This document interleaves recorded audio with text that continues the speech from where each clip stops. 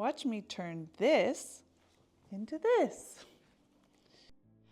Don't limit yourself by only shopping in the women's section. Yesterday, I found these super soft linen pants in the men's section, 50% off in Mango. And today I'm gonna show you how, with two very quick and easy adjustments, I'm gonna make them perfect for myself for summer.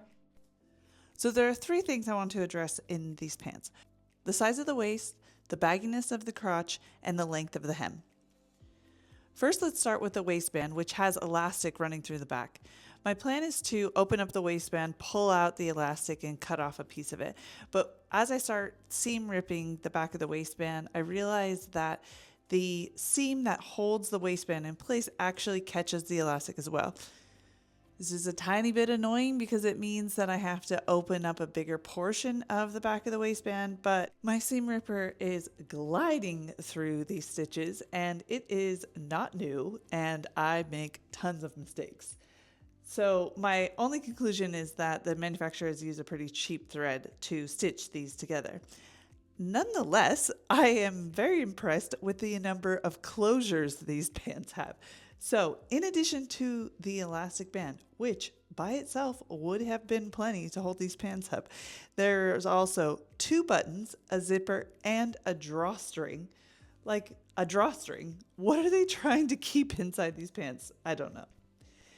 In any case, I gain access to the back waistband and the elastic, and I cut out about 8 centimeters of it.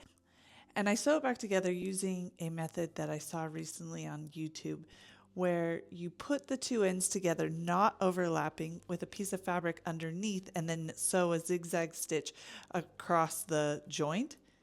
Genius. I love this. And side note, what a crazy time to be alive. You can learn anything on YouTube these days. So you might be asking, do I shop often in the men's section? And the answer is no, I do not.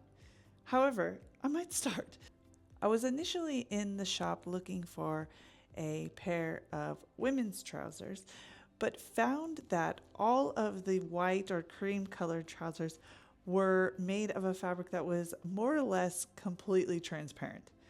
Like, you could play how many fingers am I holding up through the pants with a friend across the room, and they'd get it every time. And I am a 40-year-old mother of 3. My days of public mooning are well in the past. Anyway, I was about to give up on my mission to find a pair of pants when I cruised past the men's section and saw these pants hanging there. Apparently, men are worthy of clothing made of booty-covering fabrics. Who knew? In any case, after finishing the waistband, I move on to the hem. These pants are slightly tapered, which means that the circumference at the very bottom of the hem is smaller than where it would be stitched on the inside of the pant. Initially, I go on YouTube and see if I can find any information about how to hem a tapered pant. But after looking for 2 or 3 minutes, I decide in a moment of grandiosity that I can come up with my own method. Now, typically when I decide to go out on my own and come up with my own method, it's recipe for disaster. But I have to say that this time it actually worked. So what I did was I marked where I wanted the bottom of the hem to be. And I went down about 1 centimeter and I seam ripped the side seams on both sides, the inseam and the outseam.